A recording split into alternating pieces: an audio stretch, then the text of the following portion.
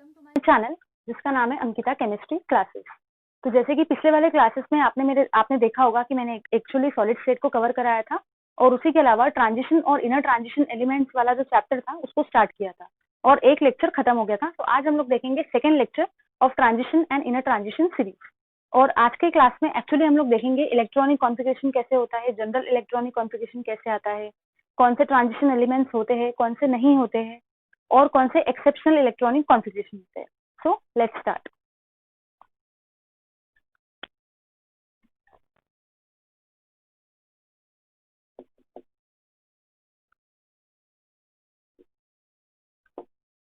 तो सबसे पहले हम लोग देखेंगे ट्रांजिशन एलिमेंट्स को। ठीक है, अगर आप लोगों ने देखा होगा जैसे कि 3D सीरीज था, 4D सीरीज था और 5D सीरीज था, और फिर मैंने आपको वो ट्रिक भी बताई थी।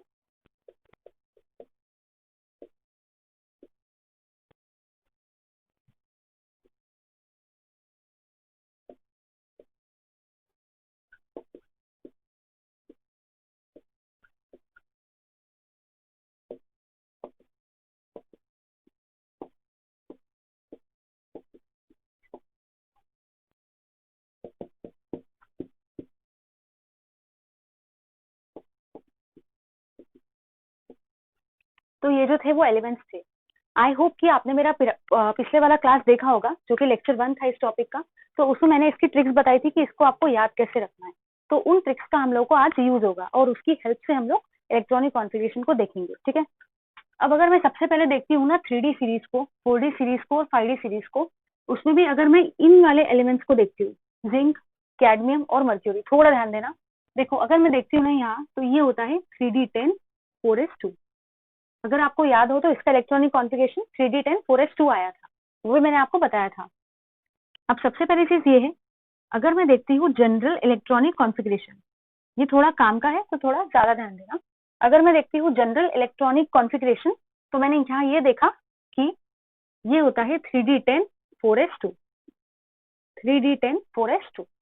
ठीक है, अब अगर मैं देखती हूँ एक्साइटेड इलेक्ट्रॉनिक कॉन्फ़िगरेशन, तो सबसे पहली चीज ये होता है कि आपने 11th स्टैंडर्ड में बेसिक्स में पढ़ा होगा कि एक्साइटेड इलेक्ट्रॉनिक कॉन्फ़िगरेशन होता क्या है। तो एक्साइटेड इलेक्ट्रॉनिक कॉन्फ़िगरेशन मतलब ये होता है कि कोई भी एलिमेंट अगर इलेक्ट्रॉन को डोनेट कर दे और वो अनायनिक कटायनिक फॉर्म में आ जाए, जैसे कि ये कोई भी है मेटल। ठीक है, और ये जो मेटल है इसने इलेक्ट्रॉन को डोनेट कर दिया है और इलेक्ट्रॉन को डोनेट करके अब ये बन गया है मेटल का कटायन। हो सकता है ये N+, ये N का वैल्यू कुछ भी हो सकता है। ठीक है, तो इस तरीके से ये आयन बना है। तो अब ये जो मेटल था ये ग्राउंड स्टेट में था, अब ये जो मेटल का आयन है ये बना है हमारा एक्साइटेड स्टेट में। राइट, अब देखते हैं इसको। जैसे कि अगर मुझे लिखना है एक्साइटेड स्टेट, हाँ, तो मुझे पता होना चाहिए कि जो भी मेरे ये वाले एलिमेंट्स होते हैं ट्रांजिशन सीरीज के एलिमेंट्स, वो +2 ऑक्सीडेशन स्टेट रेडीली दिखाते हैं। ऑक्सीडेशन स्टेट्स वाला जो पार्ट आएगा उसमें हम लोग ऑक्सीडेशन स्टेट्स को भी स्टडी करेंगे कि कौन से एलिमेंट कौन सा ऑक्सीडेशन स्टेट दिखाते हैं। लेकिन अभी हम लोग को फॉर टाइम बिंग इतना कंसिडर करना है कि ये +2 ऑक्सीडेशन स्टेट रेडीली शो करते हैं। ठीक है, अगर अब मैं लेती हूँ जिंक, जिंक का +2 वाला ऑक्सीडेशन स्टेट, अभी मैं यहाँ भी बात कर रही हूँ जिंक की, तो ये हुआ मेरा एक्साइटेड स्टेट क्योंकि इसने 2 इलेक्ट्रॉन्स को क्या कर दिया है, लूज, 2 इलेक्ट्रॉन्स को लॉस किया है। तो ये जो था 3D10, अब इसने 2 इलेक्ट्रॉन्स को क्या किया है, लॉस, मतलब 4s0। तो 4s यहाँ 2 था और यहाँ पे क्या है, 0। तो 2 इलेक्ट्रॉन्स जो थे 4s वाले सबशेल में, उसने वो इलेक्ट्रॉन को डोनेट कर दिया और वो आ गया +2 वाले चार्ज में, मतलब एक्साइटेड फॉर्म में। अब मैंने यहाँ ये देखा कि यहाँ पे भी मुझे 3D10 दिख रहा है और यहाँ पे भी मुझे 3D10 दिख रहा है। अगर मैंने देखा तो ये भी मेरा कैसा है, फुली फिल्ड। देखते हैं फुली फिल्ड कैसे होता है, हाफ फिल्ड कैसे होता है, वैकेंट क्या होता है, वो सारी चीजें हम लोग आज इस लेक्चर में देखेंगे। फिर मैंने यहाँ ये भी देखा, जब मेटल ग्राउंड स्टेट में था तब भी वो फुली फिल्ड ही था और जब मेटल एक्साइटेड स्टेट में आया तब भी वो फुली फिल्ड ही है क्योंकि इलेक्ट्रॉन डी सबशेल से नहीं गया। ठीक है, तो दोनों केसेस में वो फुली फिल्ड है। इसका मतलब ये हुआ कि जो जिंक है, भले वो ट्रांजिशन सीरीज में आता है, ट्रांजिशन एलिमेंट की सीरीज में आता है, बट वो एक ट्रांजिशन एलिमेंट नहीं है, but it's not a transition element.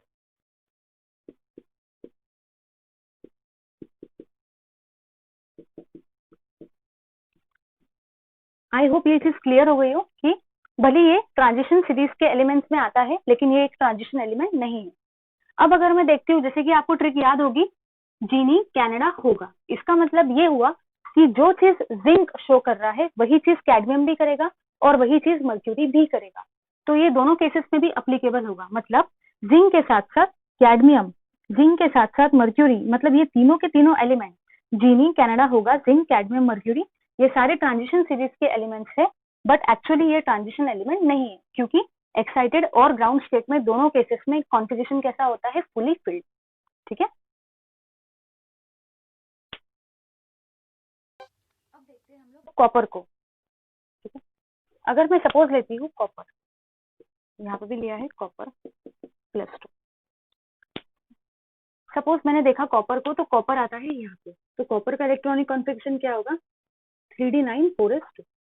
अगर आपको इलेक्ट्रॉनिक कॉन्फ़िगरेशन में प्रॉब्लम आ रहा है ना, तो आपको बस मेरा पुराना वाला लेक्चर देखना है जिसमें मैंने एक चीज क्लियर की है कि कैसे क्या आया है। अगर आप डायरेक्टली ये देखोगे, डायरेक्टली स्विच करोगे इस वीडियो पर, तो आपको समझेगा नहीं। ठीक है, अब हम लोग देखते हैं कॉपर को। तो कॉपर मैंने ये देखा कि कॉपर का जनरल इलेक्ट्रॉनिक कॉन्फ़िगरेशन जो आता है ग्राउंड स्टेट के केस में, वो है 3d9 4s2, 3d9 4s2। ठीक है, अब मुझे देखना है +2, तो +2 वाले मतलब एक्साइटेड स्टेट में क्या हो जाएगा, 3d9 4s2, 3d9 4s2।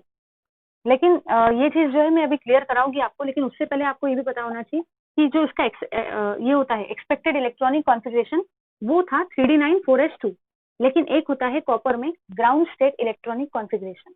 तो ग्राउंड स्टेट इलेक्ट्रॉनिक कॉन्फ़िगरेशन क्या होता है, मतलब नॉट ग्राउंड स्टेट एक्चुअली, देखो एक होता है ऑब्जर्व इलेक्ट्रॉनिक कॉन्फ़िगरेशन और एक होता है एक्सपेक्टेड इलेक्ट्रॉनिक कॉन्फ़िगरेशन। ये दोनों चीजें अभी हम लोग देखने वाले हैं, लेकिन कहना मुझे ये है कि जो पहला वाला इलेक्ट्रॉनिक कॉन्फ़िगरेशन है ये एक्सपेक्टेड इलेक्ट्रॉनिक कॉन्फ़िगरेशन, लेकिन जो भी ऑब्जर्व इलेक्ट्रॉनिक कॉन्फ़िगरेशन होता है कॉपर का, वो होता है 3d10 4s1। तो मैंने यहाँ ये देखा कि कॉपर के ग्राउंड स्टेट वाले जनरल इलेक्ट्रॉनिक कॉन्फ़िगरेशन में जो डी सबशेल है ये कैसा है, फुली फिल्ड, ये है फुली फिल्ड। लेकिन फिर मैंने एक और चीज देखी कि एक्साइटेड स्टेट इलेक्ट्रॉनिक कॉन्फ़िगरेशन में कॉपर के, मतलब कॉपर +2 के डी कैसा है, पार्शली फिल्ड, पार्शली फिल्ड बोल सकते हैं, हाँ पार्शली फिल्ड, मतलब पूरी तरह से फिल्ड नहीं है। ठीक है, इसका मतलब ये हुआ कि कॉपर जो है वो एक ट्रांजिशन एलिमेंट है।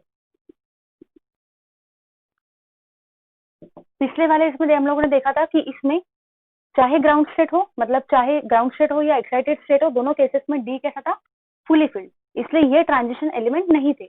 लेकिन इसके केस में मैंने यहाँ ये देखा कि ग्राउंड स्टेट में ये फुली फिल्ड है बट एक्साइटेड स्टेट में ये पार्शली फिल्ड है।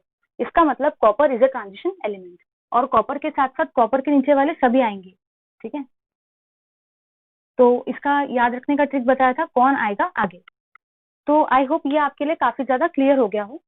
अब हम लोग देखते हैं नेक्स्ट चीज को, जो कि थोड़ा सा बेसिक है।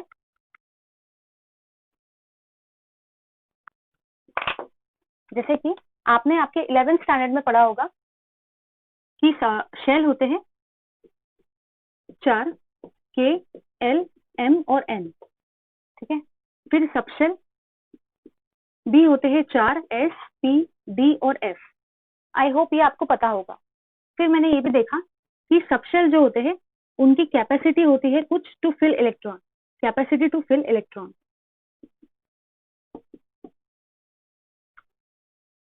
देखो एक होता है एस, पी, डी, एफ। तो आपने 11th स्टैंडर्ड में पढ़ा होगा कि एस की कैपेसिटी कितनी होती है इलेक्ट्रॉन लेने की, 2।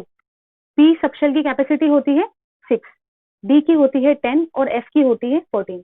तो ये जो है ये रिप्रेजेंट कर रहा है capacity of this subshells to fill the electron, मतलब ये इतने इलेक्ट्रॉन्स को अपने सबशेल में ले सकता है, अपने सबशेल में एकोमोडेट कर सकता है, और इनसे ज्यादा इलेक्ट्रॉन को वो नहीं ले सकता है। ठीक है, अब मैं आपको एक चीज यहाँ बताना चाहती हूँ कि 3 कॉलम बनाएंगे, एक देखेंगे वैकेंट, एक देखेंगे पार्शली फिल्ड और एक देखेंगे फुली फिल्ड।